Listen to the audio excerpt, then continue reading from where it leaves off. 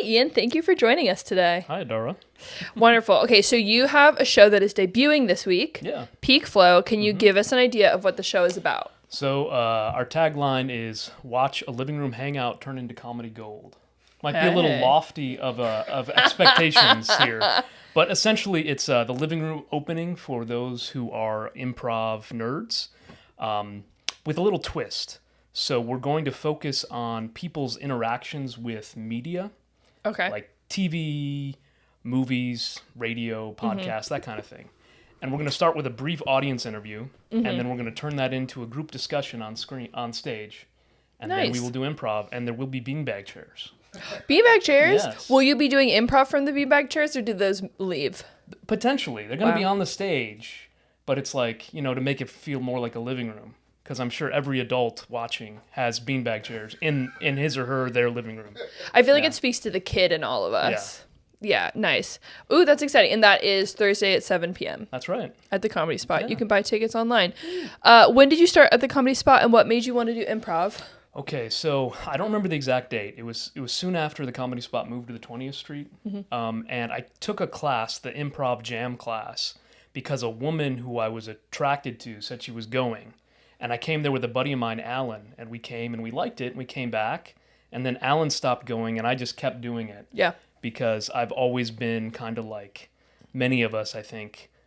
I like to be in the limelight. I like to have people's attention. Yeah, totally. Yeah. Well, I kind of do, but then I don't. Like, if I get too much, I'm like, no, yes, no. So, but what made me want to do improv was I did some theater in college, and it kind of scratched that same itch for me. Yeah. To try to be on stage, and yeah, I dig it. I dig like being in the moment and just like trying to go with the flow with everything. And if you get laughs, it's awesome. Yeah. But I mean, you don't always have to get laughs for improv to be fun, which may be controversial, but. No, I agree with that. Like when I feel good about my performance and feel good about how my team did, that's very rewarding, even if the audience is like, I don't know, having a weird night. So yeah, I get that. I think I have to make myself laugh though on the inside.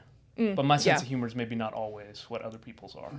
I try to go with the common denominator, but sometimes it doesn't happen. But your number one priority is to make yourself laugh, and then number two priority is to make the audience laugh. Yeah. Okay. Yeah. I mean, I've gotten the giggles on stage, and it's like when I think a joke that I'm trying, or a bit that I'm trying to do is too funny, and then you can't get it out. I'm like, no, I promise. I'm laughing because it's really funny, but I can't say it right now. So I want to get up to that line, but not cross it. Like have it be like, I'm going to break, but I don't. Yeah. And like show mastery. But if I get to that point, I always break. Yeah. It happens to the best of us. Okay, so I have some other questions for you. What is your favorite fruit? My favorite fruit is probably avocado. That's a great option. A real fruit, like I mean, it's a fruit, but it's not like I don't feel like it's like what you'd think like for breakfast. Like colloquially, like blueberries. Okay, blueberries. What's your least favorite fruit? Oh, those weird things that grow on trees around here that look like they're gonna be like a lemon or something, and you open them up and they're just like some weird citrus, and you can't even eat them. Wow. Sorry, that was way more specific than I expected. You've never had one of those mystery citrus fruits? I haven't picked a fruit off a tree that I don't know what it is and then been upset that it continues to be something that I don't know what it is. There are a lot of fruits I don't know what they are, so I'm just going to assume most of them are going to be yummy. Yeah. Well, we do need more urban fruit trees. I agree with you. But edible urban fruit trees. Edible. Yeah, not those the posers. I mean, it's been a long time since I've opened one up, but you can tell they look all weird. They're like not pretty on the outside. Oh, okay. And then you open them up and it's like this much like white foam around the fruit part. Oh yeah, because like we've like bred fruit, like the lemons that we eat have been like they're generations down, I assume, and you're just picking like a wild fruit, and the fruit's like, I don't know you anything. Okay, sorry. So favorite fruit, avocado or blueberries. Least favorite fruit, the unnamed fruit that grows in Sacramento. Yeah. Who would win in a fight if they fought? Oh, between the fruits? Yeah, between the fruits. Oh, that unnamed fruit would win every time. Yeah. Because like you said, it doesn't owe us anything. No, it doesn't. Avocados would just be like, Blueberries would try, but they just wouldn't be big enough. No, like, I can do it. No, the unnamed fruit, yeah, it would wreak horrors on the other two. Yeah. Okay, so you're a lawyer, right? I am. What's the most lawyerly sentence that you can say? You know, before we move for summary judgment in this case, we have to take about 10 more depositions, which means we're going to have to continue the trial out at least 6 more months. Wow. I didn't know what that meant, but it sounds like it's going to take a long time. I do civil litigation, and it takes a long time. Yeah. We were on a Helix team recently together, and most of the times that you had to miss Helix is because you were doing some sort of, you would say a noun, and I didn't know what it meant, but I knew it was lawyer stuff. Usually I was writing some sort of brief that was due the next day, and I had to stay up late at night. You know, like in school when you put off the paper till the night before? Yeah. I try not to do that in my job, but it happens every once in a while. Mm-hmm. And so, like, my job is, like, constantly having term papers due and with deadlines. Oh my God. And if you miss the deadline, you could like be guilty of malpractice. Your clients could sue you. Okay. That kind of thing. So yeah, that makes sense. It's real chill. It's no stress at all. Can't go to rehearsal. I have to make sure I don't get sued. Wow. Okay, so are there any animals in the cat family that you don't like? Well, I don't want to. I don't want to have contempt prior to investigation because I've never met one of these cats. But the ones without hair freak me out. Oh yeah. To look at. I mean, if I pet it and it felt okay, I might be cool. But I look at them and they just kind of freak me out. I think that's very kind of you to be like, I think they're weird, but I would still touch it. That's like my policy on life. Well, that's how you ended up touching the weird fruit. You're like, I know it's weird, but I will still touch it. Weird things need love too. What can I say? Aw, that's what a good sentiment. Okay, which do you prefer, blood, sweat, or tears? I mean, that's a thinker. Yeah. I think probably sweat. Sweat, okay. Yeah.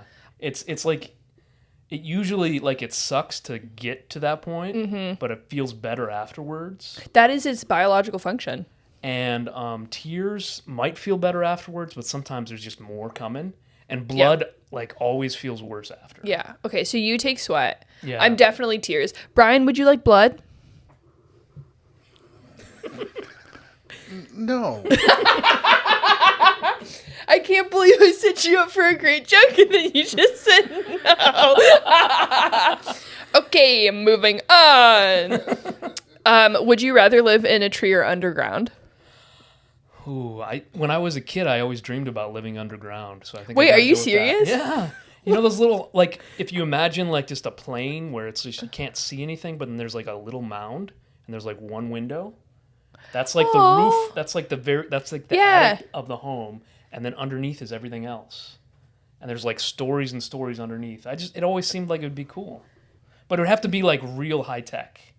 Oh, and, okay. like well lit. You want a smart home underground? Oh hell yeah! I'm not gonna live underground if it's like dank and full of worms and like bugs and stuff. No. I just feel like generally that's kind of what happens underground. That's what I'm saying. It's going to be a big dig. It's going to be a big project. It's going to You cost in Boston. a lot of money. Okay, it's going to cost a lot of money. And so so will there be any remnants of the underground energy in your house? Or you're like, this is a bunker? In the sense that it'll stay cooler. Okay. With less energy. Mm-hmm. That'll be what is the remnants of the underground. And what's your relationship like vis-a-vis sunshine? I think it's necessary. So that's why there has to be at least that one room with a window. So you go all the way up to the attic. Well, and I think the ideal home will have a lot of mirrors. So you get the sunlight coming in one or two windows, and then you use mirrors to funnel it into other rooms. That is really high tech. Yeah, Wow. I can't figure out how you do that, but I'm sure like science can. You to build this home, I assume that you will be sitting on piles of cash and you will pay somebody. I would have to. Yeah. Yeah. Wow, that was way more of a thought answer than I was expecting. I'd thought about it before. That's dope. Yeah. Okay, so what's a movie that made you laugh very hard? Movie that made me laugh really hard. I'm trying to think like the last comedy I saw.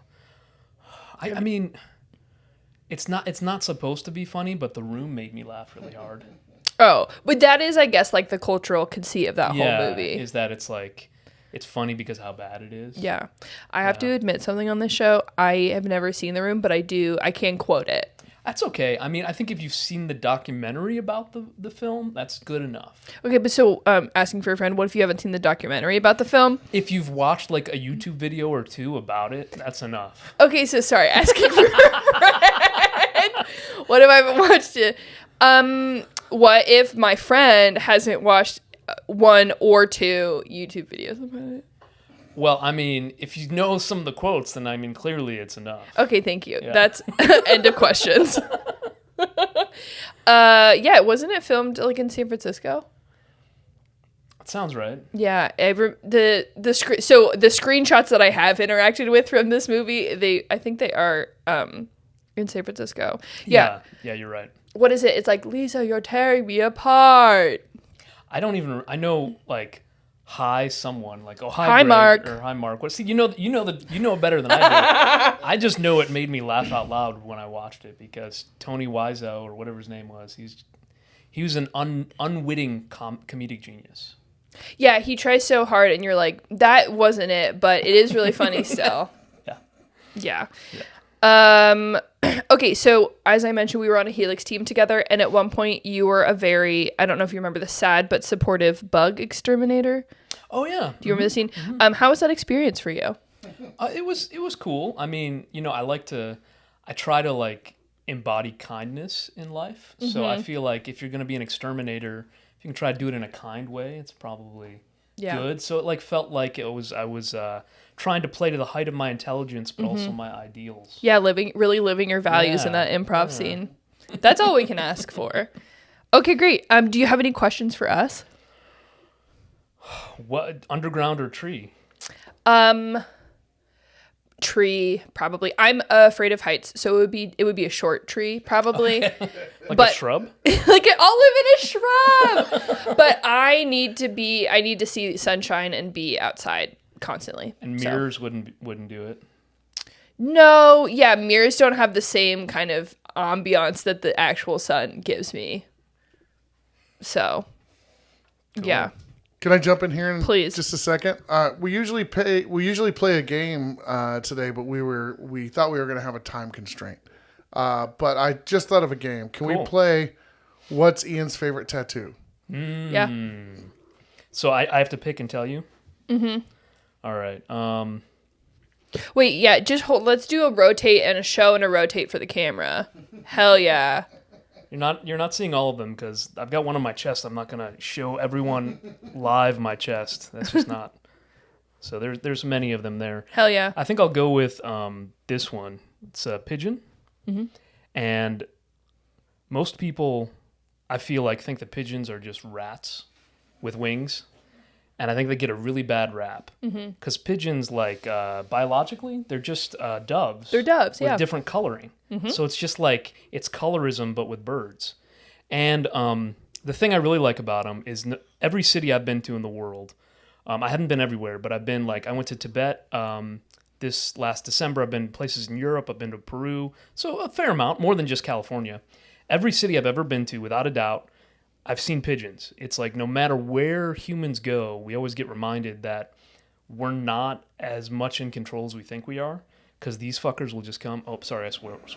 That's okay. That's okay. Okay. These fuckers will come and they will just eat your trash. And they will say thank you. And they will fly off and then they will shit on you. So these guys are pretty special. I think they're spiritual creatures.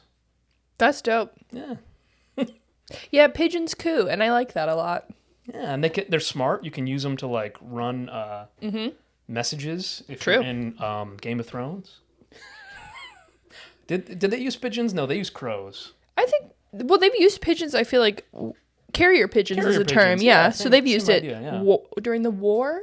Yeah. Maybe? Medieval England? Yeah. During their wars also? Yeah. Yeah. No, yeah, pigeons are doves, and people are just rude about it, and that's not fair. Yeah. That was all my questions. I feel like I learned a lot about Ian. Oh yeah, come see Peak Flow Thursday, 7 p.m. Tickets are at satcomedyspot.com/calendar. It's going to be fun. Yay. Yeah.